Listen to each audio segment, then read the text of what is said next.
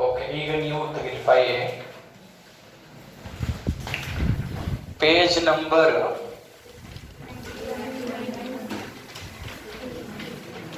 'Factors influencing the rate of a reaction' ಅಲ್ಲಿಂದ start ಮಾಡಬೇಕು ನಾವು. ಎಲ್ಲರೂ ತಂದಿರಿ 5A page number 91. Factors influencing the rate of a reaction. Okay,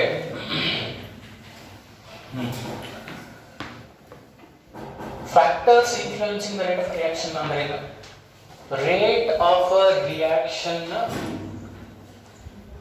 ಹೆಂಗ ಹೆಚ್ಚು ಕಮ್ಮಿ ಆಗುತ್ತ ಅನ್ನೋದು ಒಂದಿಷ್ಟು ಫ್ಯಾಕ್ಟರ್ಸ್ ಮೇಲೆ ಡಿಪೆಂಡ್ ಆಗಿರ್ತೈತಿ. ಈಗ ನೀವು 2 ವೀಲರ್ ಓಡಿಸಾದ್ರಿ ಅನ್ಕೋ, ಅದು ಹೆಂಗ್ ಹೋಗುತ್ತ, ಫಾಸ್ಟ್ ಆಗಿ ಹೋಗುತ್ತೋ ಸ್ಲೋ ಆಗಿ ಹೋಗುತ್ತೋ ಅನ್ನೋದು ಒಂದಿಷ್ಟು ಫ್ಯಾಕ್ಟರ್ಸ್ ಮೇಲೆ ಡಿಪೆಂಡ್ ಆಗಿರ್ತೈತಿ. ಯಾವ ಫ್ಯಾಕ್ಟರ್ಸ್? ನೀವು ಹಿಂಗ್ ಮಾಡಿದ್ರೆ ಫಾಸ್ಟ್ ಹೋಗ್ತೈತಿ, ಹಿಂಗ್ ಮಾಡಿದ್ರೆ ಸ್ಲೋ ಹೋಗ್ತೈತಿ, ಹಿಂಗ್ ಮಾಡಿದ್ರೆ ಸ್ಲೋ ಹೋಗ್ತೈತಿ.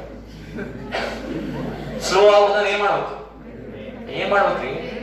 ಬ್ರೇಕ್ ಹಚ್ಬೇಕು, ಹೌದಿಲ್ಲ?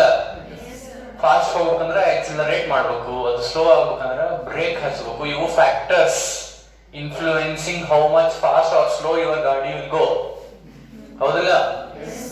ಹಂಗ ಒಂದು ರಿಯಾಕ್ಷನ್ ನಡೆದಾಗ ಅದು ಎಷ್ಟು ಫಾಸ್ಟ್ ಹೋಗುತ್ತೋ ಎಷ್ಟು ಸ್ಲೋ ಹೋಗುತ್ತೋ ಅನ್ನೋದು ಒಂದಿಷ್ಟು ಫ್ಯಾಕ್ಟರ್ಸ್ ಮೇಲೆ ಡಿಪೆಂಡ್ ಆಗಿರ್ತೈತಿ. ಅವು ಯಾವ ಫ್ಯಾಕ್ಟರ್ಸ್ ಅಂದ್ರೆ ಅದೇ ಲಿಸ್ಟ್ ಐತಿ. ಒಂದನೇದ್ದು ನೋಡ್ರಿ, ಏನು? Nature of reactants. ಎರಡನೇದು ಕಾನ್ಸಂಟ್ರೇಷನ್ ಆಫ್ ರಿಯಾಕ್ಟೆಂಟ್ಸ್. ಮೂರನೇದು ಟೆಂಪರೇಚರ್. ನಾಲ್ಕನೇದು ಸರ್ಫೇಸ್ ಏರಿಯಾ. ಐದನೇದು ಪ್ರೆಸೆನ್ಸ್ ಆಫ್ ಲೈಟ್. ಆರನೇದು ಪ್ರೆಸೆನ್ಸ್ ಆಫ್ ಕ್ಯಾಟಲಿಸ್ಟ್. ಓಕೆ, ಈಗ ಫಸ್ಟ್ ಫ್ಯಾಕ್ಟರ್ ಯಾವುದು?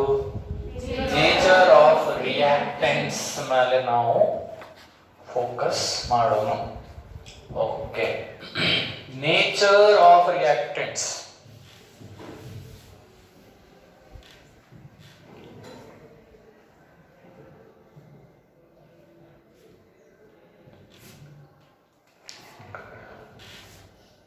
ಓಕೆ, ಒಂದು ರಿಯಾಕ್ಷನ್ ತಗೊಂಡ್ರಿ.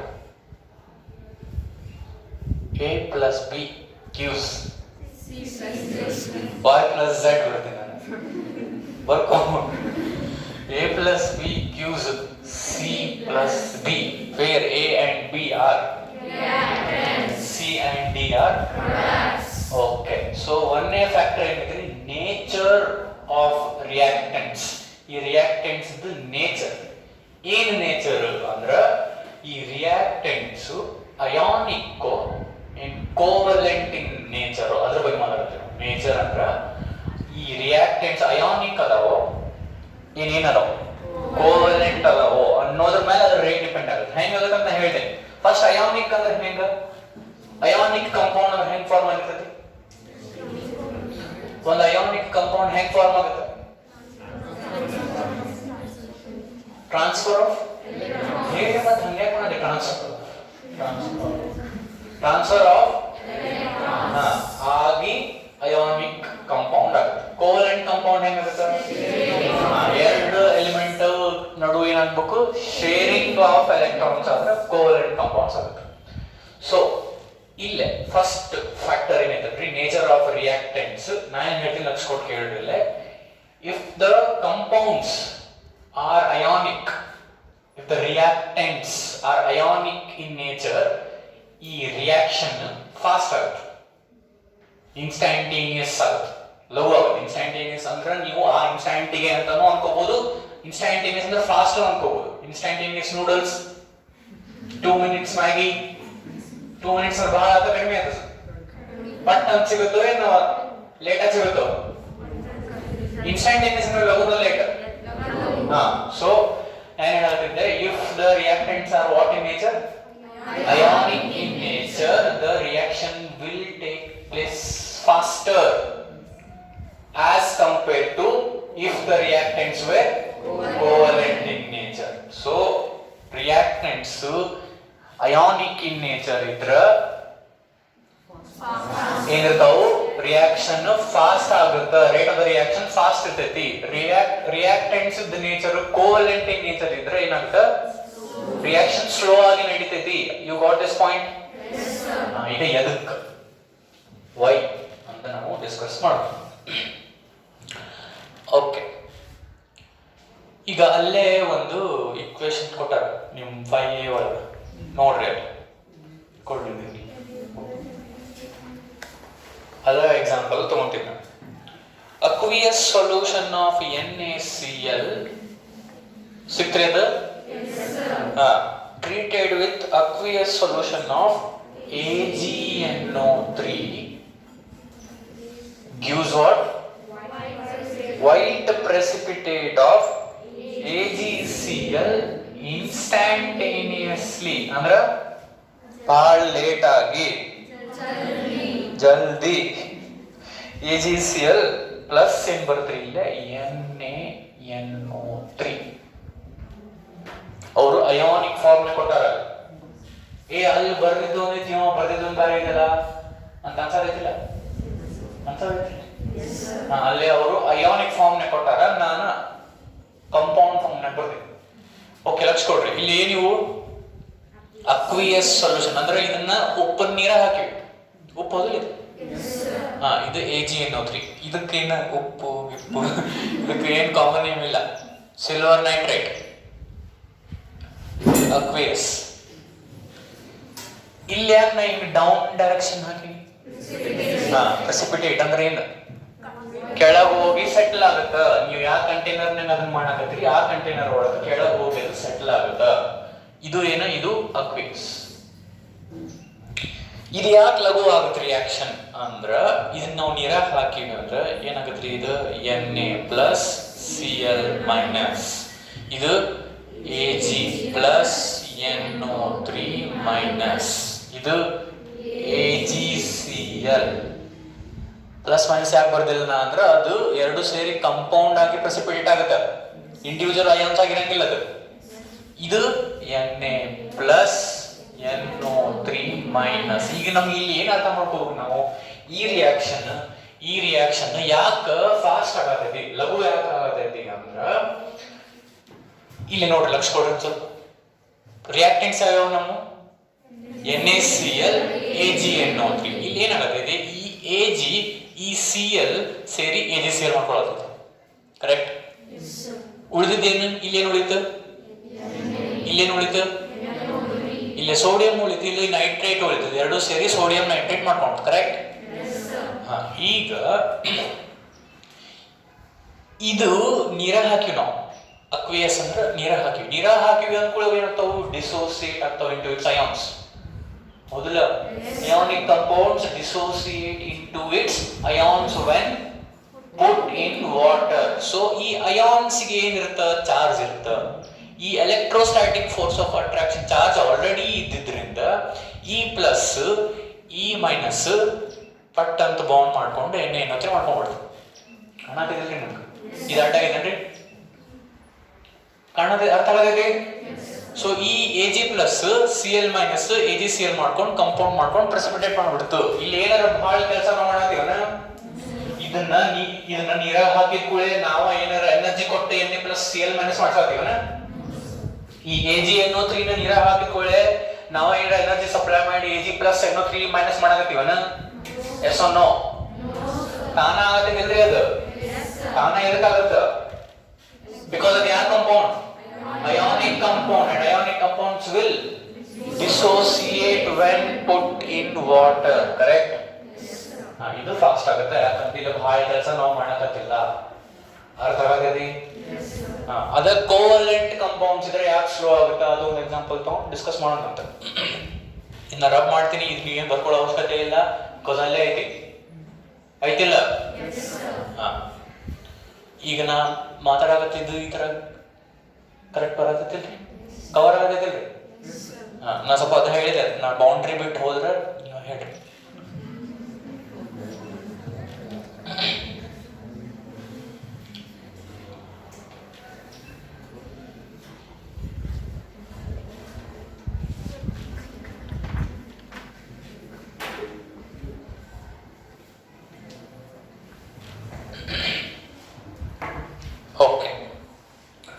ಈಗ ಅಲ್ಲೇ ಕೆಳಗೊಂದು ಕೋಲೆಂಟ್ ಕಾಂಪೌಂಡ್ ರಿಯಾಕ್ಷನ್ ಕೊಟ್ಟ ನೋಡ್ರಿ ಇಲ್ಲಿ CH3Br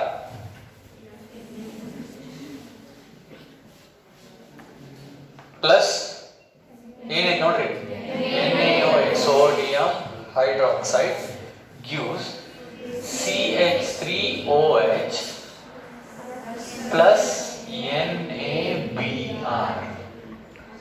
ಇದು ಅಕ್ವೇಯಸ್ ಐತಿ, ಅದು ಅಕ್ವೇಯಸ್ ಐತಿ. ಓಕೆ, CH3Br ಅಂದ್ರೆ ಹೆಸರೇನು? ಬ್ರೋಮೋ. ಓದೇ ಹೇಳಿ, ನಾವು ಜನರಲಿ ಬ್ರೋಮೋಮೀಥೇನ್ ಅಂತೀವಿ ಅಂದ್ರೆ ಅದು ನಾವು ಮೀಥೈಲ್ ಬ್ರೋಮೈಡ್ ಅಂತೀವಿ. ಬ್ರೋಮೋಮೀಥೇನ್ ತಪ್ಪನ ಅಲ್ಲ, ಜನರಲಿ ನಾವೇನಂತೀವಿ. ನಿಮಗ ಇದು ಏನು,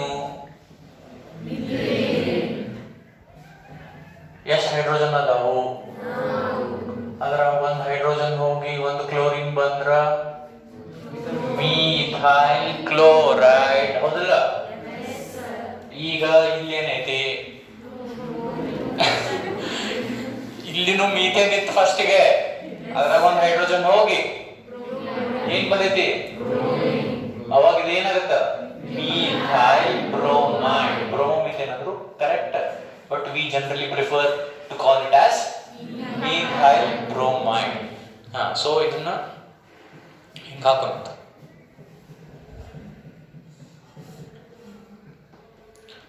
ಪ್ರಾಡಕ್ಟ್ ನಮ್ದು ಏನದು, ಇದೇನು ಹೇಳಿ?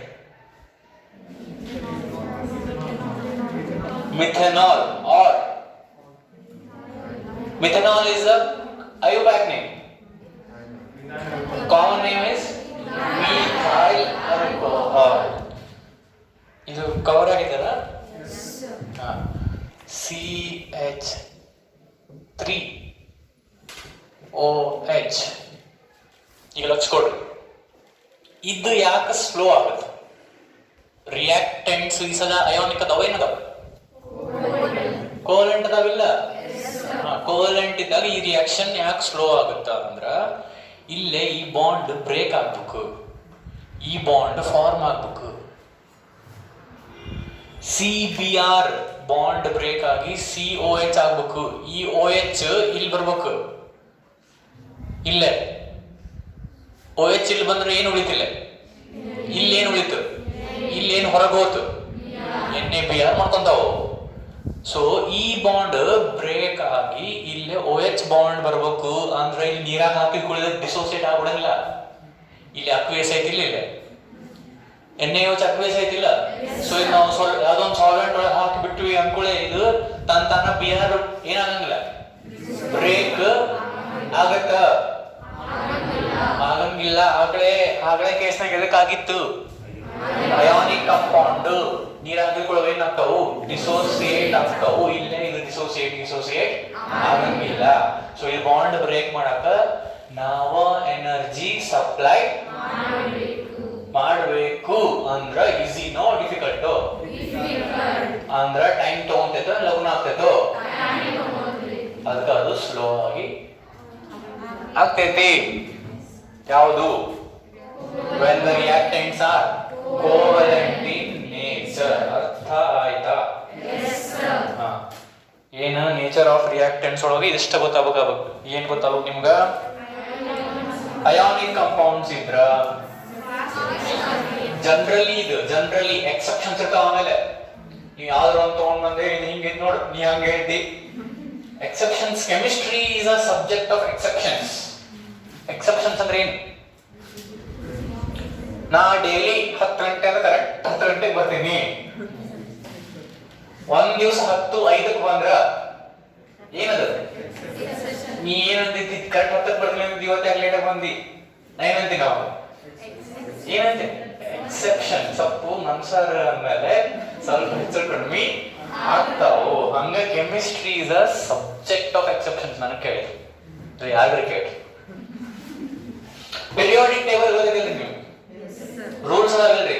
as we move along the period size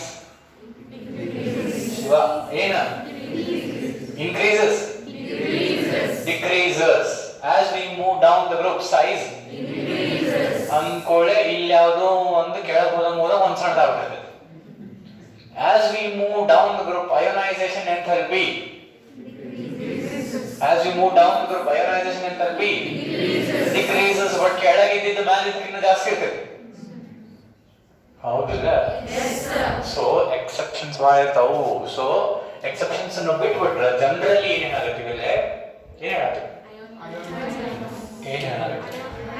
ionic compounds ಇದ್ರ ರೇಟ್ ಆಫ್ ರಿಯಾಕ್ಷನ್ ಫಾಸ್ಟರ್ ಇರ್ತೈತಿ. ಯಾವ ರಿಯಾಕ್ಟೆಂಟ್ಸ್ ಕೋವಲೆಂಟ್ ಇನ್ ನೇಚರ್ ಇದ್ರ ರೇಟ್ ಆಫ್ ರಿಯಾಕ್ಷನ್ ಸ್ಲೋ ಇರ್ತೈತಿ. ಇದು ನಿಮ್ಗೆ ಅರ್ಥ ಆದ? ಸೊ ಫಸ್ಟ್ ಫ್ಯಾಕ್ಟರ್ ಮುಗೀತು, ನೇಚರ್ ಆಫ್ ರಿಯಾಕ್ಟೆಂಟ್ಸ್ ಮುಗೀತು. ಎರಡನೇ factor concentration of reactants. This is a very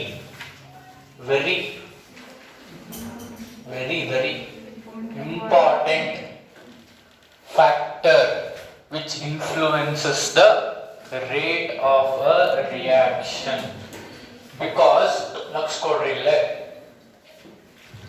concentration of reactants ಹೇಳ್ಕೊಂತ ನಾ ಏನ್ ಹೇಳ್ತೀನಿ ಇಲ್ಲ ಮುಂದೆ ಅಂದ್ರೆ ಆರ್ಡರ್ ಆಫ್ ರಿಯಾಕ್ಷನ್ ಅಂತ ಹೇಳ್ತೀನಿ, ಮುಂದೆ ಮಾಲಿಕ್ಯುಲಾರಿಟಿ ಆಫ್ ರಿಯಾಕ್ಷನ್ ಹೇಳ್ತೀನಿ, ಅದಾದ್ಮೇಲೆ ಇಂಟಿಗ್ರೇಟೆಡ್ ರೇಟ್ ಈಕ್ವೇಷನ್ಸ್ ಅಂತ ಬರ್ತಾವ. ಈ ಮುಂದೆ ನಾನು ಮೋಸ್ಟ್ ಆಫ್ ದ ಥಿಂಗ್ಸ್ ಏನೇನು ಡಿಸ್ಕಸ್ ಮಾಡ್ತೀನಿ ಅದು related to concentration of reactants. Second factor ಏನಿರ್ತದೆ ಕಾನ್ಸಂಟ್ರೇಷನ್ ಆಫ್ ರಿಯಾಕ್ಟೆಂಟ್ಸ್ ಮೇಲೆ ಮುಂದಿಂದೆಲ್ಲ ಇರ್ತೈತಿ. So this is very important. So ಇದನ್ನ ಈಗ ಸ್ಟಾರ್ಟ್ ಮಾಡಬೇಕು, ನೆಕ್ಸ್ಟ್ ಕ್ಲಾಸ್ ಸ್ಟಾರ್ಟ್ ಮಾಡಬೇಕು ಅನ್ನೋದನ್ನ ಇದು ಪಾಸ್ ಮಾಡ್ಬೇಕು.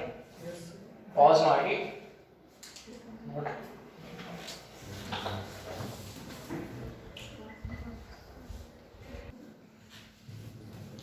ಸೆಕೆಂಡ್ ಫ್ಯಾಕ್ಟರ್ ಯಾವುದು? ಸ್ವಲ್ಪ ಜೋರಾಗಿ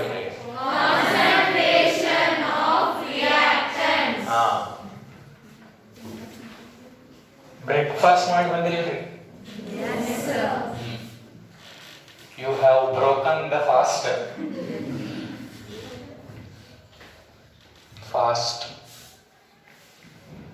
Break. Fast and break ಮಾಡಿದ್ರೆ ಸ್ಲೋ ಆಗುತ್ತೆ. ಕೆಮಿಸ್ಟ್ರಿ ಮಾತಾಡ್ತಿದ್ದೀನಿ ನಾನು, ರೇಟ್ ಅಂತ ರಿಯಾಕ್ಷನ್ ಮಸ್ತ್ ಜೋಕ್ ಮಾಡ್ತಿರ್ಬೇಕು. Okay, concentration of reactants. Okay.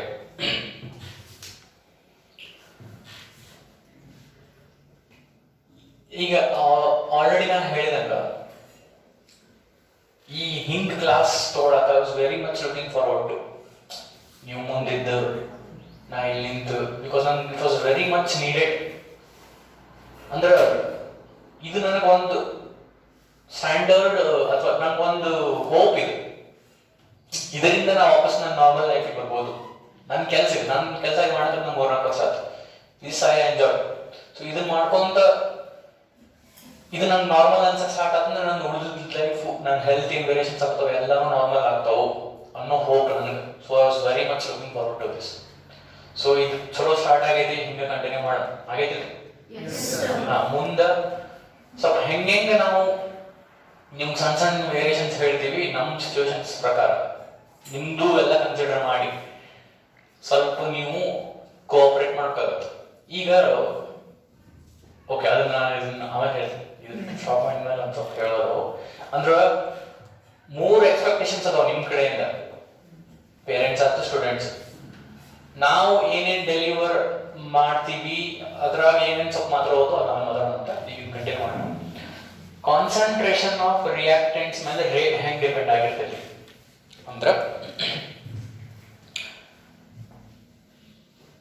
Okay again you consider this A plus B gives C plus D.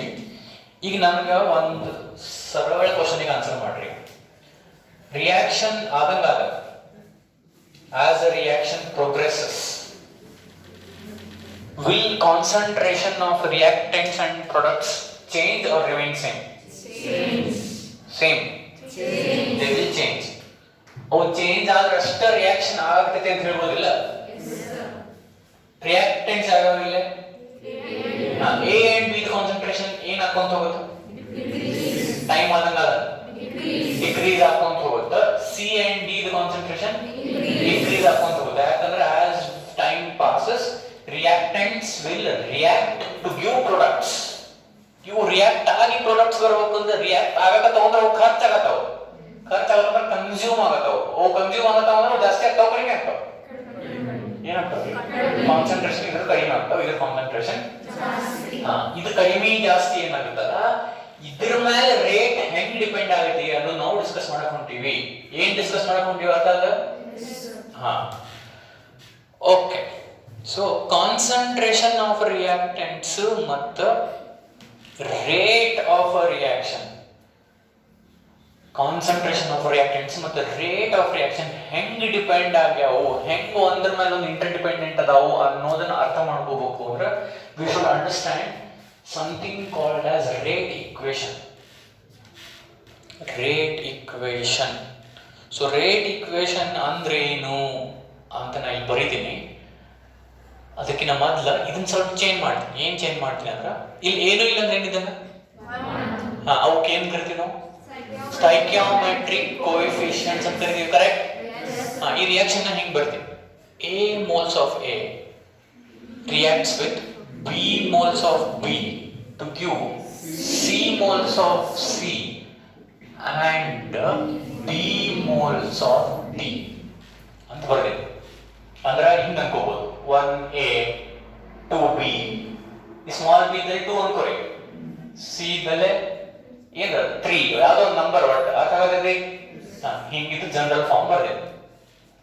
ಇದ್ರದ್ದು ನಾನು ರೇಟ್ ಇಕ್ವೇಷನ್ ಬರೀತೀನಿ. ನಾ ಏನೋ ಹೇಳಿದೆ, ಯಾವಾಗ ಏನು ಹೇಳಿದೆ, ಕಾನ್ಸಂಟ್ರೇಷನ್ ಆಫ್ ರಿಯಾಕ್ಟೆಂಟ್ಸ್ ಮತ್ತು rate of the reaction connect ಮಾಡೋದು ಒಂದು ರೇಟ್ ಇಕ್ವೇಷನ್ ಇರ್ತೈತೆ ಅಂತ ಹೇಳಿದೆ. ಅರ್ಥಾತ್ ಆ ರೇಟ್ ಇಕ್ವೇಷನ್ ನ ಇಲ್ಲಿ ಬರೀತೀನಿ.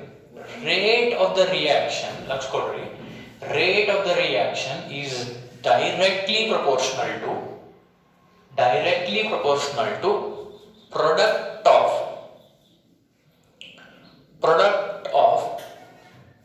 molar concentration of reactants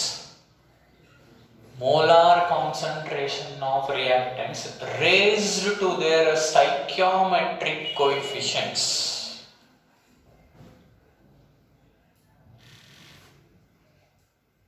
ಇನ್ನೊಮ್ಮೆ ರಿಪೀಟ್ ಮಾಡ್ತೀನಿ, ಲಕ್ಷ ಕೊಡ್ರಿ. Rate of the reaction is directly proportional to product of molar concentrations of reactants raised to their stoichiometric coefficients. Correct ಬರ್ದೇನಿಲ್ಲ? ಕರೆಕ್ಟ್ ಬರ್ದೇನಿಲ್ಲ? Yes or no? Yes or no? I'm expecting a no. ಇಲ್ಲಿ A B ಬರ್ದಿಲ್ಲ, X Y ಬರ್ದಿಯಲ್ಪ, ತಪ್ಪೋದಲ್ಲ? ತಪ್ಪೋದಲ್ಲ? ಅಲ್ಲ, correct. ನೀನೇ ಹೇಳ್ಬಾ, ಒಂದ್ ಹೇಳು, correct ತಪ್ಪು, ನೀನ ಬರ್ದಿ, ನೀನೇ ಹೇಳು. ಚೇಂಜ್ ಅಂತ ಒಂದ್ಸಲ ಇಲ್ಲಿ A ಇಲ್ಲಿ B ಇದ್ರೆ ಇಲ್ಲಿ ಏನ್ ಬರ್ಬೇಕು? ಇಲ್ಲಿ ಏನ್ ಬರ್ಬೇಕು? ಇಲ್ಲೇನ್ ಬರ್ಬೇಕು? ಆದ್ರೆ ನಾ ಏನ್ ಬರ್ದೀನಿ? X ಬರ್ದೀನಿ, Y ಬರ್ದೀನಿ. ಎದಕ್ ಹಿಂಗ್ ಬರ್ದೀನಿ ಅಂದ್ರ ಲಕ್ಷ ಕೊಡ್ರಿ, this A and B may or may not be equal to X and Y. ಇಲ್ಲಿ ಏನ್ ಬರೀಬೇಕಾಗಿತ್ತು? A is equals to X. ಇಲ್ಲಿ ಏನ್ ಬರೀಬೇಕಾಗಿತ್ತು? B is equals to y. A may or may not be equal to x. B may or may not be equal to y. ಅರ್ಥ ಆಗತೈತಿ? ಅದಕ್ಕೆ x y ಬರ್ತೀನಿ. x a ಗೆ equal ಇರಬಹುದು, equal ಇರ್ಲಿಕ್ಕೂ ಇಲ್ಲ, continue ಮಾಡೋದ್ರಿ. B y ಗೆ equal ಇರಬಹುದು, ಈಕ್ವಲ್ ಇರ್ಲಿಕ್ಕೂ ಇಲ್ಲ. ಏನಿದು ಹೊಸದು? ಈಕ್ವಲ್ ಇರ್ಬೋದು, ಇರ್ಲಿಕ್ಕೂ ಇಲ್ಲ. ಲಕ್ಷ ಕೊಡ್ರಿ. ಇಲ್ಲ ಏನ್ ಬರೆದಿರಲ್ರಿ, ಇದೇನಿದು? ಏನಿದು? Rate equation. Rate equation. ಇದು ಎಂತ ರೇಟ್ ಈಕ್ವೇಶನ್ ಅಂದ್ರೆ ಇದು ಕವರ್ ಆಗತ್ತ ಇಲ್ಲಿ ಬರೆದ್ರೆ ಎಕ್ಸ್ಪೆರಿಮೆಂಟಲಿ. ಏನಿದು? Experimentally determined rate equation.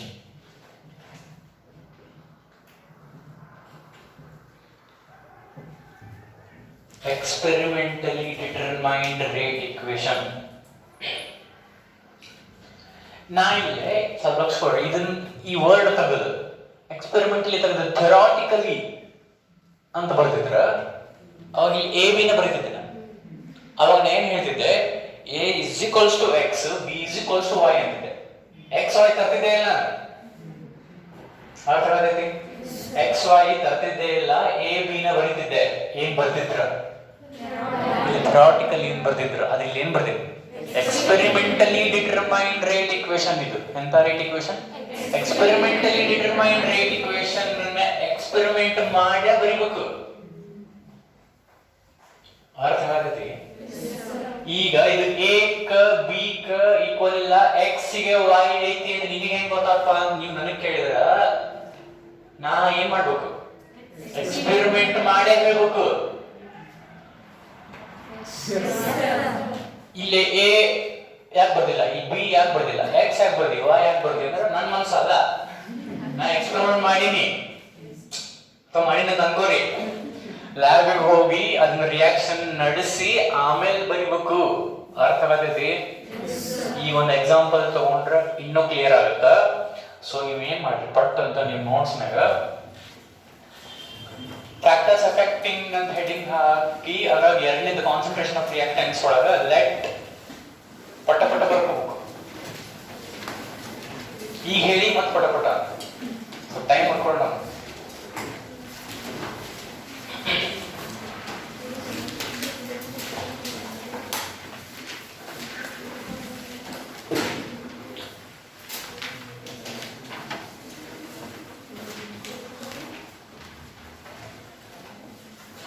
Concentration of reactants ಕೆಳಗ consider this reaction ಬರ್ರಿ. ಇಲ್ಲೇ ಎಲ್ಲೇ ಇಲ್ಲಿ ನೋಡ್ರಿ, consider this reaction. Which reaction? A moles of A plus B moles of B gives C moles of C and D moles of D.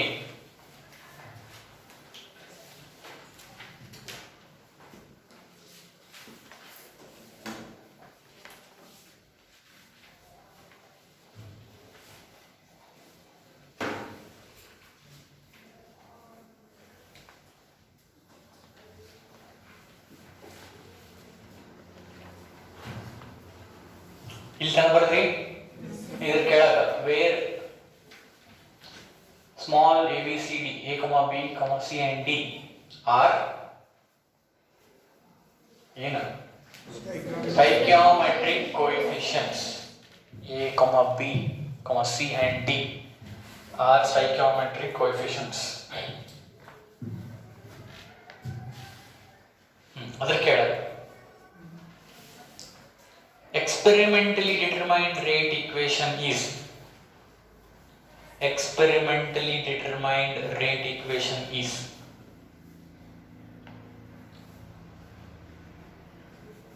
ಅದು recording ಆಗತ್ತಲ್ಲ. experimentally determined rate equation is ಇದನ್ನ ಬರೀ.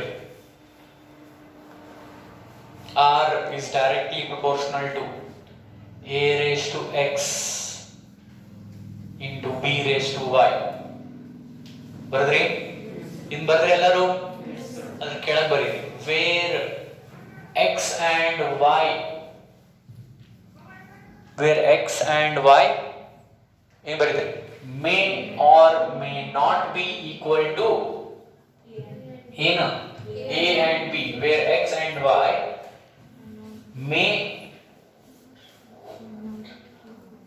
or may not be equal to a and b.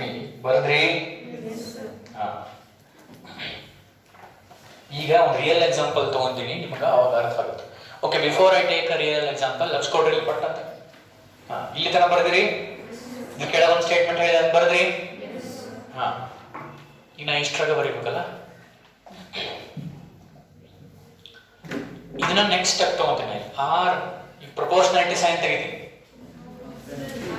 Proportionality sign ತೆಗೆದ್ರೆ ಏನ್ ಬರ್ತೀರಿ? Constant ಇರೋ ಬದಲ equal to sign ಬರ್ತೀರಿ. R is equals to K into ಏನ ಏನ A raise to X into ಹಾ, ಇದನ್ನು ಬರೀರಿ. Next line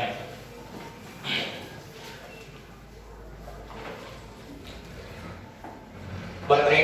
where k is rate constant, where k is ಏನು rate constant ಎಂತ rate constant ಅದ್ರ ಮೇಲೆ ಮತ್ತೆ ಜಗದಷ್ಟೇ ಮಾತಾಡೋದು, ಅದು ಆಮೇಲೆ ಮಾತಾಡೋದು. ಇಲ್ಲಿ ತನಕ ಬರೆದು ಮುಗಿಸ್ತದೆ. ಬರ್ರಿ.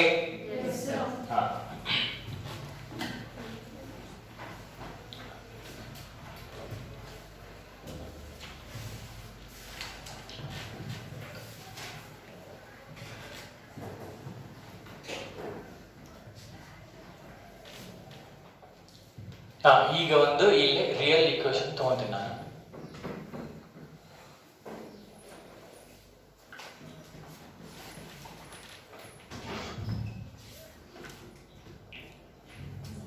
Two minutes.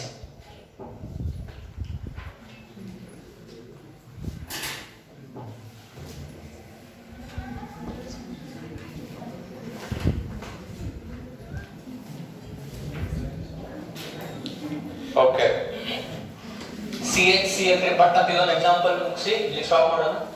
ನಾಳೆ ಕಂಟಿನ್ಯೂ ಮಾಡೋಣ. CHCl3 plus Cl2 gives CCl4 plus HCl. ನಾಲ್ಕು ಕೊಡ್ರಿಲ್ಲ. ಇದು ಒಂದು ಈಕ್ವೇಶನ್. ಇದಕ್ಕೆ rate equation, experimentally determined rate equation ಬರೆಯಕ್ಕೆ ಬರ್ತದೆ. ಎಕ್ಸ್ಪೆರಿಮೆಂಟಲಿ ಡಿಟರ್ಮೈನ್ಡ್ ರೇಟ್ ಈಕ್ವೇಶನ್ ಬರೆಯಕ್ಕೆ ಬರುತ್ತೋ ಇನ್ ಥೆರಟಿಕಲಿ ಡಿಟರ್ಮೈನ್ಡ್ ರೇಟ್ ಈಕ್ವೇಶನ್ ಬರೆಯಕ್ಕೆ ಬರುತ್ತೆ? ಅದನ್ನ ಬರೆಯೋಣ. ಹೇಳಿ, ನೀವೇನು ಹೇಳಿದ್ರೆ ಬರ್ತೀನಿ. R is equals to K into ಹೇಳ್ರಿ ಕಾನ್ಸಂಟ್ರೇಷನ್ ಆಫ್ ಹೇಳ್ರಿ ರೇಸ್ ಟು ಇಲ್ಲಿ ಏನಿಲ್ಲ ಅಂದ್ರೆ ಏನಿದ್ದಂಗ ಬರೀಲ ಬೇಡ, ಬರೀಲ ಬೇಡ, ಬರೆದ್ರು ಬರೀ, ಬಿಟ್ರು ಬಿಡು, ನಾ ಬರೆಯಂಗಿಲ್ಲ. ಮುಂದ ಇಲ್ಲಿ ಏನಿಲ್ಲ ಅಂದ್ರೆ ಇಂಟು ಇದ್ದಂಗ, into concentration of raise to ಇದೇನು theoretically determined rate equation because we have determined this theoretically. ಹೌದಲ್ಲ? ಈಗ ನಾನು ಕೆಳಗೆ ಬರಿತೇನೆ. R is equals to K into concentration of CHCl3 raised to 1 into concentration of Cl2 raised to half. ಇದು ಏನು? ಎಕ್ಸ್ಪೆರಿಮೆಂಟಲಿ determined rate equation.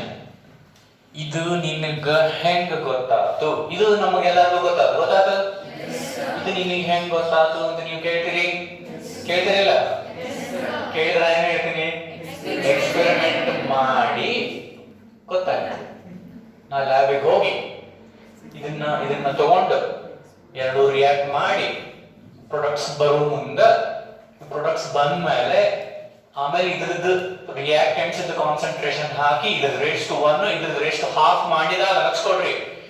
ಇದ್ರದ್ದು raise to 1 ಇದ್ರ raise to half ಮಾಡಿದಾಗ ರೇಟಿಗೆ ಈಕ್ವಲ್ ಆಗ್ತದೆ. 1 ಮಾಡಿದಾಗ ರೇಟಿಗೆ ಈಕ್ವಲ್ ಆಗಲಿಲ್ಲ ಎಲ್ಲೇ ಲ್ಯಾಬ್ನಾಗ. ಸೊ ಗೊತ್ತಾದ್ಮೇಲೆ ಇದನ್ನ ಬರ್ತೀನಿ ನಾನು, ಹೌದಿಲ್ಲ? ಸೊ ಇದ್ರಾಗ ಇದು ಏನು? theoretically determined rate equation. ಇದೇನು? ಇದು ನಮ್ಗೆ ಹೆಂಗ್ ಗೊತ್ತಾಯ್ತು?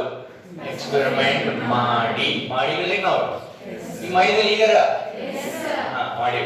So experimentally determined. ಓಕೆ, ಇದು ಜೋಕ್ ಆಯ್ತು. ಸೀರಿಯಸ್ಲಿ ಸ್ಪೀಕಿಂಗ್, ಇದು ಯಾರಿಗೂ ನೋಡಿದ ಕೂಡ ಬೋರ್ಡ್ ನೋಡಿ ಹೇಳಕ್ ಬರಂಗಿಲ್ಲ. ಬೋರ್ಡ್ ನೋಡಿ ಇದನ್ನ ಎಲ್ಲರೂ ಹೇಳ್ಬೋದಿಲ್ಲ. ಇದನ್ನ ಲ್ಯಾಬ್ನಾಗ ನೋಡಿ ಎಕ್ಸ್ಪೆರಿಮೆಂಟ್ ಮಾಡಿನ ನಮಗೆ ಕೊಟ್ಟಿರ್ತಾರ, ಅದನ್ನ ನಾವು ಬರೀ ನಾವು ಹೋಗಿ ಮಾಡೋ ಅವಶ್ಯಕತೆ ಇಲ್ಲ. ಸೊ ಇದು ನಮಗೆ very very important. Experimentally determined rate equation important. ಇದರಿಂದ ಮುಂದೆ ನಾನು ಡಿಸ್ಕಷನ್ ಕಂಟಿನ್ಯೂ ಮಾಡ್ತೀನಿ ನೆಕ್ಸ್ಟ್ ಕ್ಲಾಸ್ನಾಗ. ಸೊ ನಿಮಗ ಒಂದು ರಿಯಾಕ್ಷನ್ ಬರೆದ್ರ ಅದರದ್ದು theoretically determined rate equation, experimentally determined rate equation ಬರೆಯೋದು ಹೆಂಗೆ ಗೊತ್ತಾತ? ಯಾವ್ದು ಮೋರ್ ಇಂಪಾರ್ಟೆಂಟ್? Experimentally determined. ಅದು ಯಾಕೆ important? Because it is experimentally determined, ಮಾಡಿ ನೋಡಿದ್ದು. ಪ್ರತ್ಯಕ್ಷವಾಗಿ ಕಂಡರು ಪ್ರಮಾಣಿಸಿ ನೋಡು. ಹೌದಲ್ಲ? ಓಕೆ, ಇಲ್ಲಿ ಸ್ಟಾಪ್ ಮಾಡೋಣ. ಇಲ್ಲಿಂದ ನೆಕ್ಸ್ಟ್ ಕ್ಲಾಸ್ ಕಂಟಿನ್ಯೂ ಮಾಡೋಣ. ಇಲ್ಲಿ ತನಕ ಬರ್ಕೋರಿ. ಇಲ್ಲಿಂದ ಮುಂದೆ ಆರ್ಡರ್ ಆಫ್ ರಿಯಾಕ್ಷನ್ ಕಂಟಿನ್ಯೂ ಮಾಡ್ತೀನಿ. That is very very important. Will continue that in the next class.